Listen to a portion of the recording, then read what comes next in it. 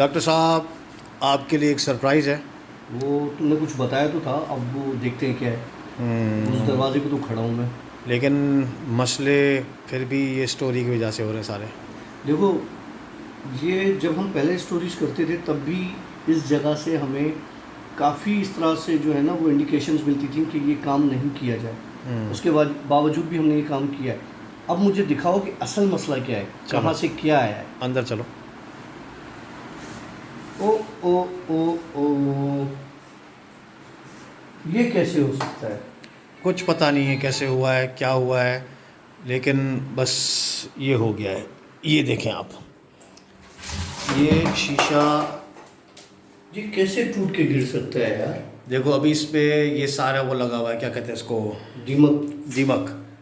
ठीक है, हालांकि इस सीमेंट है, लकड़ी का कोई लेना देना नहीं, कहीं से कोई ऐसी चिपकने वाली चीज़ नहीं है। तो इसमें कैसे दीमक लग सकती है?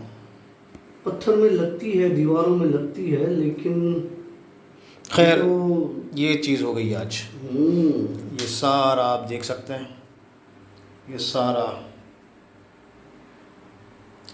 अब सही है भाई, सही है। ऑलराइट फ्रेंड्स, अस्सलाम welcome to yet another the Bhoot show. The Bhoot show की एक और स्टोरी के साथ मैं हूं आशी और हमारे साथ मौजूद हैं डॉक्टर काशिफ सर। अस्सलाम वालेकुम। वालेकुम अस्सलाम। कैसे मिजाज है सर? अल्हम्दुलिल्लाह सर। क्या स्टोरी सुनाने जा रहे हैं? स्टोरी आज बड़े मज़े के किस्से हैं। एक तो स्टोरी है जो मुझे किसी ने भेजी है वो, और एक किस्सा आपने मुझे दिखाया है वो, ओ यस। और तीसरा किस्सा मैं अपना कोई बता दूंगा। शुरू करते हैं जो स्टोरी मेरे साथ किसी ने शेयर की है उनके साथ। एक बंदा है, उसने मुझे अपना किस्सा भेजा। अपने से मुराद ये कि अपनी फैमिली का, अपनी अपनी घरवाली का। कहना काशिफ भाई, मेरी जब बात पक्की हुई थी तो मेरे ख़ानदान की तरफ से और उस लड़की के ख़ानदान की तरफ से, ख़ानदान से मुराद इमीडिएट फैमिली नहीं, ख़ानदान से मुराद फूफो खाला इस तरह से, और उसके ख़ानदान से भी ये बातें हुई कि जी बाहर शादी क्यों कर रहे हैं। जो एक होता है कि जी ख़ानदान में ही शादी करें, ठीक है। तो कहने लगा कि हमारी लव मैरिज थी और हमने बड़ी मुश्किल से एक दूसरे की फैमिली को राज़ी किया था।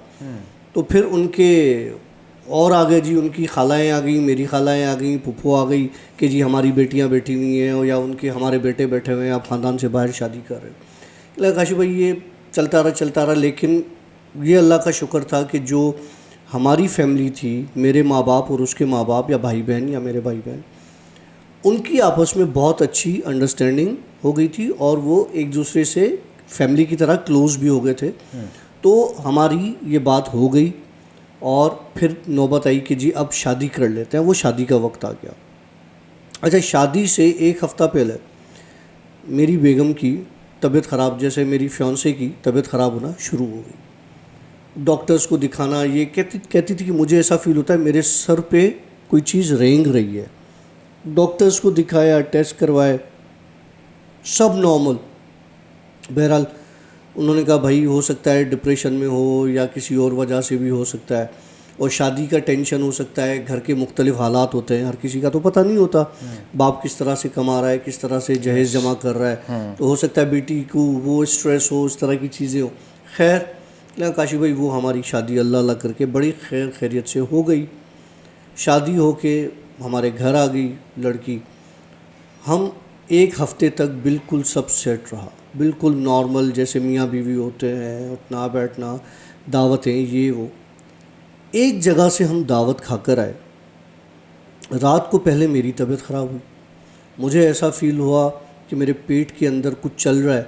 तो मैंने उस चीज़ को नॉर्मल लिया कि यार खाना हो सकता है खाने की वजह से पेट ख़राब हो गया हो, कंटिन्यू दावतें खा रहे हैं। तो मेरी बेगम ने भी वही कंप्लेन की कि मेरे भी पेट में इस तरह से हो रहा है। तो फिर तो मुझे यकीन हो गया कि यार ये दावत के खाने की ही वजह से है। बोला हमने मेडिसिन वगैरह ली और हम रिलैक्स होके सो गए कि यार चलो ये हल्का फुल्का है, सही हो जाएगा सुबह तक। बोला मैं सुबह जॉब के लिए उठा, मेरी तबीयत बिल्कुल सेट थी, मुझे कुछ भी नहीं था। लेकिन मेरी बेगम के पेट में वही उसी तरह से कोई दर्द जैसे कोई चीज़ चल रही हो, और साथ में जो शादी से पहले कंप्लेन थी कि मेरे सर पे कोई चीज़ रेंगती है, तो वो कंप्लेन दोबारा स्टार्ट कर दी कि जब से रात से मुझे ये दर्द हुआ है और मेरे सर में भी इस तरह की वो कंप्लेन हो रही है जो शादी से पहले थी। कहला काशिफ भाई, हम शादी का जो खाना है, वो जो दावत है, वो खाकर आए थे उनके फैमिली में कहीं पे, उनके कहीं रिश्तेदारों में। अब उसने क्लियर खुल के बता दिया, लेकिन मैं नहीं बता सकता, पता नहीं वो आगे क्या हो, लेकिन लड़की वालों के ख़ानदान में कहीं पे वो दावत खा के आए। उसके बाद इनकी तबीयत ख़राब हुई।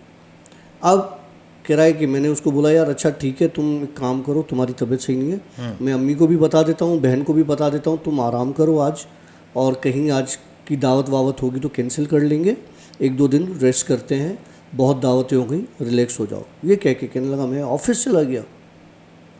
ऑफिस चला गया तो 2 घंटे के बाद कॉल आई मुझे वालदा की कि वो तुम्हारी बीवी की तबीयत तो ख़राब हो गई है बहुत, हम उसे हॉस्पिटल लेके जा रहे हैं। कि लगा मैं वहाँ से भागा, ये हॉस्पिटल पहुँचे हुए थे, उसको ड्रिप पे लगी हुई थी, पेट का दर्द बढ़ गया था। कि लगा जब उसका पेट का दर्द बढ़ा हुआ था और वो ड्रिपें लगी हुई थी, तो मुझे उसके चेहरे पे ऐसा फील हो रहा था कि उसकी चमड़ी जो है वो हिल रही है, मूव कर रही है। तो मुझे इसकी बात मेरे दिमाग में आ गई, जो ये कह रही थी ना, मुझे ऐसा लग रहा है मेरे पेट में कोई चीज़ चल रही है, मेरे दिमाग में कोई चीज़ चल रही है। कहने लगा मेरे दिमाग में वो बात घूमना शुरू हो गई। बहरहाल इसकी तबीयत बेहतर हुई, हम इसे घर ले गए। रात हुई, इसको हमने हल्का सा खाना वाना दिया। ये रात को कहने लगी मेरी तबीयत डाउन है। ये सो गई तो मैं बैठा रहा, क्योंकि वो जल्दी सो गई। तो मैंने हल्की सी लाइट ऑन की हुई थी, और मुझे ये था कि यार इसकी तबीयत ख़राब है, फिर उठेगी करेगी तो मैं 12-1 बजे तक सोऊंगा। बोले हार्डली 10:30-11 हो रहे होंगे। मेरी नज़र अपनी बेगम पर पड़ी, तो मुझे लगा कि उसके नाक से कोई चीज़ यूँ निकली है और वापस चली गई है। कि लगा, मुझे पहले लगा कि ये वहम है मेरा, कि ऐसे नाक में कोई चीज़ चलेगी तो जाहिर सी बात है उठ के बैठ जाएगा बंदा, इसको कुछ फील नहीं हो रहा। कि लगा अब मैं कंटिन्यू उसको देख रहा हूँ, अपनी बेगम को, कुछ नहीं हुआ। फिर मुझे हुआ कि हाँ ये मेरा वहम है, ऐसा कुछ नहीं, क्योंकि वो बात अब मेरे दिमाग में घूम रही है। मैं फिर अपने मोबाइल में लग गया इधर उधर। बोला फिर मैंने इसको देखा तिरछी नज़रों से। उसके गाल ऐसा लग रहा था जैसे ये हमारी वेन्स होती है ना, या आर्टरीज होती हैं, नर्व्स होती हैं, ये ऊपर ऐसे चमड़ी पे आती है, ये यहाँ पे हिल रही है जैसे उनमें पल्पिटेशन हो इस चेहरे पे। कि लगा अब मुझे डाउट हुआ कि ये इसकी तबीयत वाकई में ख़राब है और पता नहीं क्या चीज़ है। बोला जब मैंने गौर से देखा तो उसके नाक से कीड़े की तरह की कितनी बड़ी चीज़ आई और उसके लिप्स से होके हुए उसके गले पे आके गिर गई। यहाँ पे आकर रुक गई, यहाँ पे आके गिर गई, वो रुक गई। बोला मैं एकदम झटका मार के दूर हो गया कि ये क्या चीज़ है। मैंने क्या किया, फ़ौरन कपड़ा उठाया, उससे उस चीज़ को उठाया हाथ में, तो वो चीज़ पाउडर। ओहो। बोला अब मेरे हवास गायब कि ये क्या है। मैंने बेगम को उठाया, मैंने कहा उठो उठो, वो उठी। कि तबीयत सही है? कि हाँ। तो कहने लगा कि अच्छा तुम्हें फील हो रहा है कि तुम्हारे अंदर कोई चीज़ चल रही है? तो कहने लगी तुम्हें कैसे पता? कहने नहीं तुम्हें फील हो रहा है इस तरह से? कहने लगी मुझे ख्वाब आ रहा था कि मेरे जिस्म के अंदर कोई बड़े काले कीड़े वो चल रहे, घूम रहे। Oh my God. इसने बोला नहीं ऐसा कुछ नहीं है, मैं तुम्हें पूछ रहा हूँ, मुझे तुम्हारी वो बात दिमाग में है, तुम सो जाओ। क्या लगा वो सो गई। बोला काशिफ भाई उसके कान से, उसके नाक से वो जब सोई तो वो कीड़े लिटरली निकल रहे थे, और मैं उनको जैसे ही उठाता था वो पाउडर हो जाते थे। मैंने अपनी माँ को भी बुला लिया, मैंने कहा देखो ये क्या हालात है। बोला वो बेहोश सो रही है, उससे परवाह ही नहीं कि क्या हो रहा है, जैसे वो मरी हुई एक लाश है। लगा अम्मी भी परेशान हो गई, उन्होंने अपने इसकी लड़की के माँ बाप को फ़ोन कर दी बाहर जाके, भाई आपकी बेटी के साथ तो ये मामलात हो रहे हैं। तो उन्होंने कहा अच्छा आप किसी डॉक्टर को दिखाओ। बोला हम आज डॉक्टर को दिखा के आए। अब उनके दिमाग में हो सकता है इसके पेट में कीड़े हो, और जो डॉक्टर ने दवा शवा दी है अब वो निकल रहे हैं कीड़े ना, लेकिन वो हाथ में आने के बाद पाउडर कैसे हो रहे हैं? हाँ। जैसे काला पाउडर हो जाता है इस तरह से पाउडर कैसे हो रहे हैं? खैर इन्होंने कहा कि आज की रात देखते हैं, अल्लाह मालिक है, आज की रात निकालते हैं। सुबह उठे, बेगम से पूछा भाई सुनाओ, कहेंगे मैं अल्हम्दुलिल्लाह बहुत सेट हूँ, बहुत ठीक हूँ। अच्छा क्यों, क्या हुआ? बोला कुछ नहीं हुआ, कुछ नहीं। और रात जो है वो तुम्हारी सही गुजरी? बोली हाँ मेरी तो सही गुजरी, मैं तो सोती रही। बोला कोई आवाज़ आई, कोई हमने बातें की, कोई शोर? बोला नहीं कुछ भी नहीं, लाइट ऑफ थी, कुछ पता ही नहीं था। हालांकि लाइट वाइट जल रही थी, इसका मतलब कि वो बेहोश थी, वो सो नहीं रही थी, वो बेहोश थी, उसके सेंसेस ही काम नहीं कर रहे थे। तो कहने लगा फिर हमने उस दूसरे दिन मेरी माँ से कहा मैंने कि अम्मी किसी को दिखाते हैं, किसी हाफिज़ को, किसी मौलवी को, किसी आमिल को, कि मुझे ये चक्कर अब कोई और लग रहा है। तो इस तरह से निकलना और इसका मतलब बेहोश सोना, ये चीज़ें मुझे समझ में नहीं आ रही। तो माँ ने कहा अच्छा ठीक है देख लेते हैं। खैर एक दिन वो भी निकल गया इनका कि देख लेते हैं, ऐसा करना है। और लड़की के सामने किसी किस्म की कोई बात नहीं की हमने। दूसरी रात आई तो इसने, लड़की ने अपने मियाँ से कहा यार मेरे सर पे ना खारिश हो रही है जैसे तुम्हें हो रही है, सर पे खारिश हो रही है, असरात आ रहे स्टोरी के। हाँ। खारिश हो रही है, और तुम ना मेरे सर पे या तो तेल लगा लो जैसा खुश्की ड्राइनेस हो रही, या मसाज कर लो सर का, अजीब सा हो रहा है सर में ना, जैसे तीसें उठ रही हैं। तो उसने बोला अच्छा ठीक है। उसने तेल उठाया, बोला मैंने जैसे सर पे मालिश तो सर से जिस तरह से जूं गिरती है इस तरह से इतने बड़े कीड़े गिरने लगे। अल्लाह अकबर। अब वो कीड़े लड़की भी देख रही है और डर के मारे ये क्या चीज़ है, ये क्या चीज़ है। कहने लगा, मैंने कहा कुछ नहीं है, कुछ नहीं है यार, तुम परेशान नहीं हो, ये कुछ नहीं है, ये मेरे ख्याल से कहीं से बिस्तर से इधर से कहीं से चढ़े होंगे। बोले कहाँ से, घर की पूरी सफाई है, कैसे बिस्तर से चढ़े होंगे। फिर कहता है मैंने अपनी बेगम को, अपनी वाइफ को सारा किस्सा बताया एक दिन पहले का, ये हुआ ये हुआ। तो कहने लगी कि मुझे शादी से पहले, जब हमारी शादी में होने वाली थी, तो ये सारे असरात हो रहे थे, लेकिन वो फिर ख़त्म हो गए थे। अब ये दोबारा हुए हैं और अब बाकायदा चीज़ें गिर रही हैं बाहर। तो हाँ अब तो नज़र आ रही हैं चीज़ें। लेकिन हम एक आमिल के पास चले गए। आमिल के पास गए, उसको सारी कंडीशन बताई, सारी सिचुएशन बताई, सारी अलामात बताई। तो आमिल ने कहा कि भाई देखें, आपके ऊपर किसी ने काला जादू किया हुआ है।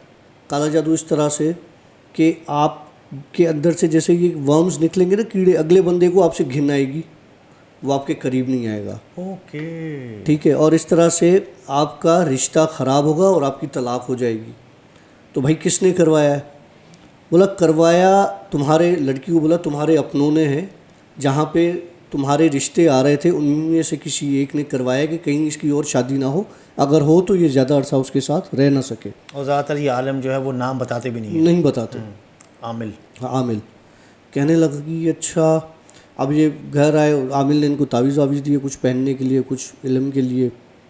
ये घर आए तो अब ये सोच रही है कि ऐसा कौन हो सकता है, कौन हो सकता है, कौन हो सकता है। बहरहाल 2-3 ऐसे लोग थे जिस पर इसको शक था। इसने अपनी माँ को बताया, तो माँ ने बोला कि बेटा मुझे जिन पर शक है, मैं भी किसी आमिल से मिल के आई हूँ और कुछ चीज़ें दे रही हूँ, उसने मुझे कोई मिट्टी शट्टी दी है, इस तरह की चीज़, जिनके शक है उनके दरवाज़ों पे गिरा दो मट्टी, और जिसने किया हुआ होगा वो खुद ही सामने आ जाएगा। अब हम नहीं बताएंगे, वो खुद ही सामने आ जाएगा। तो कहने लगी अम्मी मेरा तो यूँ समझ लो घर ख़राब हो जाएगा इस तरह से, तो ये जिस तरह से। बहरहाल हुआ ये कि जिसने करवाया हुआ होता है वो उस औरत की सगी बहन। अल्लाह अकबर। उसके जो इस लड़की के साथ हो रहा था वही उस लड़की के साथ, उस औरत के साथ होना शुरू हो गया। उसके बालों से कीड़े, मुंह से कीड़े निकलना, कानों से कीड़े, इसी तरह से। इन्होंने इलाज करवाया कि काश भाई ये तो अल्हम्दुलिल्लाह बिल्कुल ठीक हो गई, उसके बाद हमारी लाइफ बिल्कुल सेट हो गई, लेकिन हमें औलाद नहीं हुआ, औलाद की बंदिश कर दी गई, वो ख़त्म नहीं हो रही। अच्छा, ये जो लड़की आप बता, उसकी बहन, मतलब ये लड़की की सगी बहन, सगी बहन जिसको कीड़े निकल रहे थे। हाँ।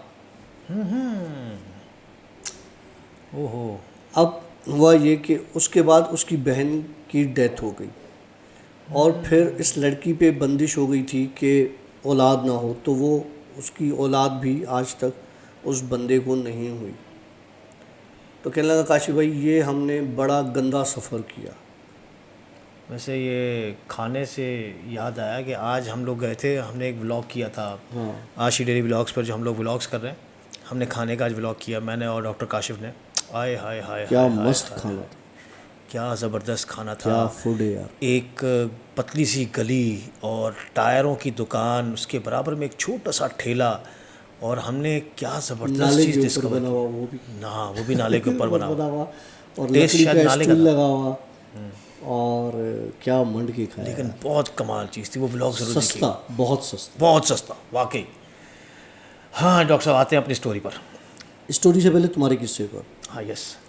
देखिए, ये जिस स्टूडियो में हम लोग स्टोरी करते हैं, जिस दिन से स्टोरी की है स्टार्ट, पहले दिन से, वेरी फर्स्ट डे, आशी को इंडिकेशंस आती रहीं, आशी को वार्निंग्स आती रहीं, अलग अलग तरीके से, अलग अलग। वो कभी आशी को ख्वाब आना, कभी किसी बच्चे को ख्वाब आना, कभी किसी का मना करना कि जी ये स्टोरीज बंद कर दें, ये कर दें, वो कर दें। कुछ अरसे के लिए हमने बंद भी की थी, लेकिन हमने उस चीज़ को फिर दोबारा स्टार्ट किया। जो लोग हमें शुरू से देख रहे हैं उनको पता है कि ये इस स्टूडियो में क्या चीज़ें हैं। ये दरवाज़ा अक्सर खुल जाया करता था स्टार्ट में जब हम स्टोरीज़ कर रहे थे। यहाँ से 2-3 बार ये दरवाज़ा खुला है और छोटे बच्चे ने भी यहाँ से देखा है, और उसका ट्रायंगल फेस होता था, नेवी ब्लू कलर का बच्चा होता था। इस तरह से अलग अलग चीज़ें, अलग अलग इंसिडेंट्स इस रूम में हुए। लाइट्स गिरी, यहाँ से सोफ़ा लिफ्ट हुआ, और जनाब अलग अलग चीज़ें हुई ना, बहुत हमें डराया गया। लेकिन उसके बाद जब घर पर बात आई, जब बच्चों पर बात आई, तो मैंने और आशी ने बैठ के उनसे बात की यहाँ कि देखो, हम यहाँ पर आप लोगों को तंग नहीं कर रहे, हमारी आपसे कोई लड़ाई नहीं है, हम अपना काम कर रहे हैं, हम आपको डिस्कस करते हैं, हम आपके किस्से सुनाते हैं, हम लोगों से रिलेटेड, आपसे रिलेटेड किस्से, हम आपकी एडवर्टाइजमेंट कर रहे हैं बेसिकली ना। और इसमें बच्चों को इन्वॉल्व नहीं होना चाहिए, फैमिली को किसी को इन्वॉल्व भी नहीं होना तकलीफ ना हो। चाहिए। हाँ, आप हमसे डायरेक्ट हो जाएं, फिर बात अल्हम्दुलिल्लाह समझ में उसके बाद आती से है, काफ़ी बेहतर हो गया। उसके बाद कुछ नहीं हुआ। अच्छा, ये जो किस्सा हुआ है ना, इसका किस्सा ऐसा था कि मैं कल जिन स्टोरी एडिट कर रहा था, जैसे आप लोगों को पता है कि ये मेरा स्टूडियो है, और स्टूडियो के बराबर में हमारा जो है वो एडिटिंग सूट लगा हुआ है। इस तरफ जो आपको पीछे एक शीशे का दरवाज़ा नज़र आ रहा है, तो यहाँ से नहीं, यहाँ से, हाँ, तो ये शीशे का दरवाज़ा आपको नज़र आ रहा है कैमरा में, इसके पीछे एडिटिंग सूट है हमारा। मैं यहाँ पे एडिट कर रहा था बड़े सुकून से, वो दरवाज़ा बंद था, कमरे में कोई भी नहीं था, ना कोई बंदा ना बंदे की ज़ात। एडिट करते करते, अब वो वैसे ही हम जिन स्टोरी करते हैं तो थोड़ा सा उसका खौफ होता है, अकेला कमरे में बैठ अभी भी यहाँ से अंदर से जैसे कोई शीशे पे चल रहा हो, और खांसने की आवाज़ है या गुर्राने की आवाज़ है। खैर, फिर ये हुआ कि मैं एडिट कर रहा था, और एडिट करते करते जो है वो एक ज़ोर से धमाके की आवाज़ आई ना, तो फ़िलहाल थोड़ी देर के लिए, क्योंकि एक वैसे ही हॉरर सीन चल रहे थे, मतलब अब हॉरर एपिसोड आप एडिट कर रहे हो, उसके बाद एकदम से एक जो धमाका हुआ, उस धमाके ने मुझे फ़िलहाल कुछ सेकंड्स के लिए सुन कर दिया ना। मैंने इधर उधर देखा कि भाई ये आवाज़ कहाँ से थी। फिर मैंने कुछ दिमाग को काबू रखते हुए मैंने सोचा कि भाई ये आवाज़ ज़्यादातर यहाँ से आई है। मैं वहाँ से उठकर यहाँ पर आया, यहाँ पे स्टूडियो में देखा कुछ भी नहीं, सब ओके। जैसे मैं टॉयलेट में घुसा तो वो पूरा शीशा जो है वो टूटा पड़ा हुआ था। अच्छा, इस घर में, घर पुराना है हमारा, नो डाउट घर हमारा पुराना है, लेकिन कहीं पर भी दीमक नहीं है, हाँ, कहीं पर भी नहीं है। लेकिन ये जो शीशा गिरा है इसके पीछे सारी दीमक लगी हुई है, तो काफ़ी समझ से बाहर है बात। अच्छा, उसके अलावा मैं बैठा हुआ था एक बार वही एडिटिंग रूम में, उसका एक कॉर्नर है, वहाँ पे छत से एक चीज़ आई इतनी स्पीड के साथ, आशी फ्लैश की तरह, और जैसे करंट टकराती है ना किसी जगह पे की आवाज़ें सुन रहे हो, हालांकि टफ ऐसी आई, वहाँ का दरवाज़ा बंद लॉक है, आई और ऊपर गई। उस दिन मैंने आशी से कहा, आशी ये अब जो है ना शायद नाराज़ हो रही हैं चीज़ें। चलो जी, आते हैं अपनी स्टोरी पर आते हैं। हाँ हाँ, बिस्मिल्लाह। तो भाई किस्सा ये है, 3 दिन पहले का किस्सा है कि अब मैंने अपना एक चैनल स्टार्ट किया है ना, पोइट्री बाय डॉक्टर काशिफ। आप लोग देखें, उसको सब्सक्राइब करें मेहरबानी करके यार। मैं उसके हवाले से, अपने चैनल, पोइट्री चैनल के हवाले से, मैं कहीं किसी ऐसी जगह बैठा था, क्योंकि जब आप कुछ लिख रहे होते हो ना तो आपको माहौल चाहिए होता है, और मेरे अपार्टमेंट का माहौल ऐसा है कि मैं वहाँ पे और चीज़ें तो लिख सकता हूँ लेकिन पोइट्री नहीं लिख सकता, लेकिन फिर भी हो जाता है। तो मैं कहीं खामोश जाके एक जगह पे बैठ गया डायरी लेके, और जो आ रहा था मैं लिखता जा रहा था। तो एक बंदा मेरे बराबर में आके बैठा। अब बंदा कहाँ से आया, ठीक है लोग भी थे, इतने लोग नहीं थे लेकिन लोग थे, मैं लिख रहा था। तो उसने आके बोला कि क्या लिख रहे हैं आप? मैंने कहा मैं यार ऐसे ही हल्का फुल्का कुछ लिख रहा हूँ। तो कहने लगा कि अच्छा हल्का फुल्का लिखते हो? मैंने कहा लिखना तो बस जितना आता है उतना लिखता हूँ। कहने लगा अच्छा क्या लिखते हो? मैंने कहा यार कभी कभी मैं शायरी करता हूँ, मूड पर डिपेंड करता है। तो कहने लगा अच्छा मुझे सुनाओ कुछ। तो मैंने उसको 2-3 सुना दी। उसने मुझे कहा ज़बरदस्त, वाह वाह, दाँत दे के उठा और चला गया। जैसे आया वैसे ही वो चला गया। मैंने कहा यार पता नहीं कौन है, क्यों आया, कुछ समझ में नहीं आई। मैं फिर बैठ गया अपने हिसाब में। अब मुझे ये था यार अब कोई और ना आ जाए। होता है ना कि बंदा बैठा हुआ है, कोई लोगों को चुल होती है अकेला बंदा। तो मैंने कहा यार अल्लाह करे अब कोई ना आए। बैठा, थोड़ी देर के बाद वही बंदा नाजिल हो गया। अच्छा उसी तरीके से आया जैसे पहले आया। अच्छा, जैसे अनजान। क्या कर रहे हो? मैंने उसकी शक्ल देखी। मैंने कहा अभी थोड़ी देर पहले मुझसे पूछ के गया क्या कर रहे हो, दोबारा आ गया मेरे पास क्या? अच्छा मेरे दिमाग में चलने लगा कोई मजाक तो नहीं कर रहा, कोई किसी प्रैंकस्टर के हाथ तो नहीं लग गया मैं कि कोई धुर बना रहा हूँ मेरी। तो मैंने कहा अभी तो पूछ के गए हो। बोला क्या पूछ के गया हूँ? यही पूछ के गए हो कि भाई क्या कर रहे हो, क्या लिख रहे हो, मैंने तुम्हें सारा बताया है। कहने लगा अच्छा मैं आया था? मैंने कहा हाँ आए थे। बोला अच्छा बता दो क्या कर रहे हो? मैंने कहा मैं ये कर रहा हूँ। तो अच्छा, फिर गायब हो गया। मैंने कहा यार उस्ताद ये मजाक कर रहा है मेरे साथ, छोड़। मैं उठा, मैंने डायरी बंद की, गाड़ी में रखी डायरी, गाड़ी स्टार्ट की। भाई शीशे पे वही बंदा, नॉक, क्या कर रहे हो? हाँ। मैंने कहा भाई मैं गाड़ी चला रहा हूँ, घर जा रहा हूँ। बोला अच्छा मुझे आगे तक छोड़ दोगे? अब मैं तुम्हें जगह बताता हूँ मैं कहाँ था। मैं था सी व्यू पर। अच्छा। हवा खुली हुई थी, अब 2-3 दिन से थोड़ा सा मौसम अच्छा था। तो मैंने कहा भाई मेरा घर बहुत दूर है और मैं यहाँ से जाते जाते मुझे 1 घंटा लग जाएगा। कहला नहीं मुझे तुम रास्ते में उतार देना। मैंने कहा अच्छा ठीक है बैठ जाओ। अब मैं जानता तो नहीं उसको, तेरी वाली बात मुझे याद है यार, किसी को लिफ्ट नहीं दिया करे ऐसे, और कराची के हालात भी ऐसे। मैंने कहा यार बैठ जाओ भाई, कहाँ तक जाओगे, क्या है? मैंने कहा यार लूटना वूटना नहीं है मेरे पास, कुछ भी नहीं, बाकी बैठ जा। तो हंसा मुस्कुराया और मेरे बराबर वाली सीट पे बैठ गया। मैं निकल गया, शारा फैसल पे चढ़ा। तो मुझे कहने लगा कि ये सारा काम तुम घर पर कर सकते हो, तुम मतलब इतना दूर से आए हो यहाँ बैठ के, और तुम्हारे घर में तो बड़ा सुकून होता है। मैंने उसकी शक्ल देखी, मैंने कहा इसको कैसे पता कि मेरे घर पे सुकून होता है? मैंने कहा ये तुम्हें कैसे पता? कि लगा मैं ऐसे ही एक बात कर रहा हूँ कि तुम्हारे घर पर सुकून होता है, तो तुम वहाँ से यहाँ तक लिखने के लिए आए हो, इसका मतलब तुम्हारे आगे पीछे कोई नहीं है, सुकून में हो तुम।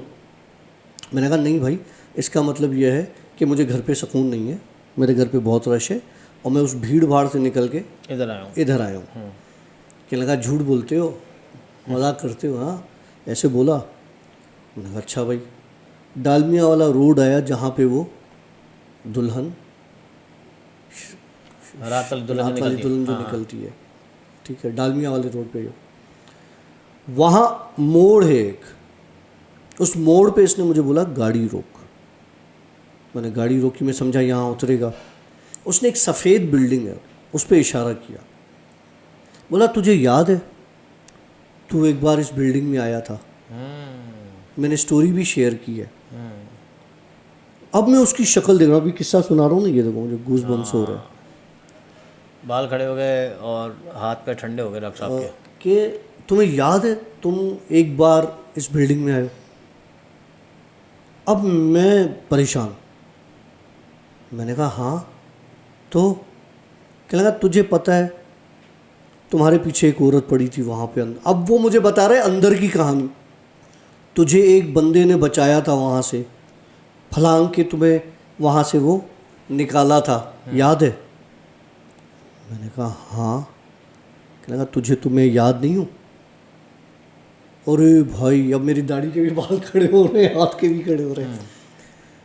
मैंने कहा लेकिन वो तो कोई और था। तो कहने लगा तो तुम्हें क्या लगता है हम सिर्फ एक ही शक्ल में आते हैं? मैंने कहा अब मतलब तुम वहाँ तक मेरे साथ यहाँ चल के आए हो, वो घर दिखा रहे हो, मकसद क्या है, बात क्या है? पते की बात बता चल। बोला गाड़ी इसी तरफ ले, गाड़ी इसी तरफ लो, घर की तरफ। ओके। मैंने गाड़ी घर की तरफ उसके ले ली। उसी घर के पास कचरा जमा है और बड़ा लोहे का गेट लगा हुआ है, प्लेन दीवार है। तो गाड़ी साइड पे लगवा के मुझे कहने लगा अंदर चलो। मैंने कहा दरवाज़ा बंद है। अब मेरी अंदर से हो रही है कि यार पहले इसने बचाया, आप कहीं मरवाने तो नहीं लेके जा रहा। मैंने कहा मैं अंदर तो नहीं जा सकता, दरवाज़ा बंद है और मैं क्यों चलूँ? कहने लगा चल, दरवाज़ा खुला है। मैंने कहा वो कचरा है। बोला भाई तू चल, बहाने नहीं कर, चला जा।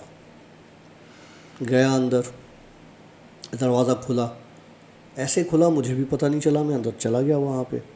वहाँ पे जाके वो जो लाउंज था और वहाँ से सीढ़ियाँ ऊपर जा रही थी, एक साइड पे खिड़की टूटी हुई है और ऐसे लाइन से ना 3-4 खिड़की हैं अलग अलग स्पेस में, और फिर एक का शीशा क्रैक है, वो क्रैक ही उसमें से वो झलक भी नज़र आती है रात को। तो उस लाउंज से मुझे ऊपर जहाँ पे औरत थी उसी रूम में ले गया। मुझे डर लग रहा है, अंधेरा लेकिन इतनी रोशनी। अब वो रोशनी मुझे नज़र आ रही थी, बाहर अंधेरी था, या वो रोशनी की गई थी, मुझे कुछ समझ में नहीं आया। वहाँ ऊपर पहुँचा, वही औरत जैसे पहले पीठ दे के खड़ी थी वैसे ही खड़ी थी। कि लगा देख इसको। मैंने कहा भाई इसको मैं देख के गया हूँ, क्या देखूँ? कि लगा जिस दिन से तू गया है ये ऐसे ही खड़ी है और रोज़ मिन्नतें करती है, इसको बुलाओ, मुझे आज़ाद करवाओ, यहाँ से मेरी जान छुड़वाओ, मैं आइंदा इस तरह से तंग नहीं करूँगी जो इस रोड से गली से गुजरेगा। गली है वो बेसिकली, रोड वाला साइड अलग है, ये गली है, ये जगह ही दूसरी है, घर ही दूसरा है। तो जनाब मैं वहाँ पे उसको बोला, मैंने कहा यार बख्श दे भाई इसको, इसने जो मेरे साथ करना था कर लिया, जो होना था वो हो गया, अब इस चीज़ को ख़त्म करो, मैं हाथ जोड़ता हूँ। मैंने इसको बख्श दिया। बोला तुम्हारी बख्शिश की तो बात ही नहीं है, ये तो इतने लोगों को इसने परेशान किया, कुछ ज़हनी बीमार हो गए, ये हो गए, वो हो गए। मैंने कहा यार सबकी तरफ से मैं बख्शता हूँ, ये मेरा ज़िम्मा है। मेरा ये कहना था। वो औरत पलटी और चलना शुरू हो गई। चलते हुए आई, कहने लगी मैं आज आज़ाद हूँ और मैं इतनी खुश हूँ, कभी भी तुम्हारे ऊपर कोई ऐसी आफत, कोई ऐसी मुसीबत आएगी, सबसे पहले मैं तुम्हारे आगे खड़ी होंगी। मैंने कहा हाथ जोड़ता हूँ, मैं नॉर्मल इंसान बनना चाहता हूँ, मुझे नॉर्मल इंसान बनने दो, मैं थक गया हूँ इन चीज़ों से। भाई ये बोलना था, मुझे हुनूद की तारीख में गिर गया वहाँ। उसके बाद मैं घर कैसे पहुँचा? जब मेरी आँख खुली तो सुबह हो चुकी थी और मैं अपने बिस्तर से उठा हूँ और ऐसा लग रहा था सारा ख्वाब है, सारा ख्वाब है। लेकिन हकीकत कहाँ पता चली, जब मैं नहा वहा के अपना लैपटॉप बैग उठा के जाके गाड़ी में बैठा तो वहाँ मेरी डायरी पड़ी हुई थी और रेत पर लगे हुए उल्टे पाँव मेरे गाड़ी की सीट पे थे, वो जो कारपेट मैट बिछा हुआ है। मतलब स्टोरी थी, मतलब वो रियल था। गाड़ी बहुत आ गई मैं खुद ही आया, मुझे नहीं पता, मैंने ड्राइव की, किसी और ने की, मेरे अपार्टमेंट में कैसे पहुंचा, मैं ऊपर कैसे पहुंचा, बेड पर कैसे आया, कुछ पता नहीं। उठा तो सुबह हो चुकी थी और मैं अपने बेड पर था। और कर लें शौक़, जिसको शौक़ है ना कि भाई हमें ये चीज़ देखने का शौक़ है बड़ा। वो रात हमारे एक दोस्त का फ़ोन आया मुझे 3-3:30 बजे, यार डॉक्टर साहब वो ज़रा हॉन्टेड लोकेशंस तो बताएं। हाँ, मैंने कहा यार मेरा दिल कर अभी जूता उठा के मारूं मैं, हॉन्टेड लोकेशन बताएं तो मैंने जाना है। इन चीज़ों से दूर रहें, ज़्यादा बेहतर है, अपनी हिफाजत सबसे पहले। हाँ, शौक़ वॉक जो भी है ना, जब ये चीज़ें गले में पड़ जाती हैं फिर शौक़ वॉक सारे निकल जाते हैं। हाँ। खैर जी, अपना बहुत सारा ख्याल रखिएगा, स्टोरी हमें बताइएगा आपको कैसी लगी, और अपने कमेंट ज़रा इजहार कर लिया करें कि भाई आप लोग हमें देख रहे हैं, पसंद कर रहे हैं, नहीं पसंद करें वो भी लिख लिया करें, हमें कोई एतराज़ नहीं, लेकिन बस बदतमीज़ी के दायरे से, मतलब तमीज़ के दायरे से बाहर मत जाइएगा। तो अपना बहुत ज़्यादा ख्याल रखिएगा, स्पेशली अपने सराउंडिंग्स में। जो आपके दोस्त यार हैं उनका बहुत ज़्यादा ख्याल रखिएगा। आज फादर्स डे भी है, तो तमाम जितने भी फादर्स हैं उनको हमारी तरफ से happy father's day. Happy father's day. मतलब अब जब आप स्टोरी देख रहे होंगे तो वीक लेट हो गई होगी। हैप्पी फादर्स डे हमारी तरफ से।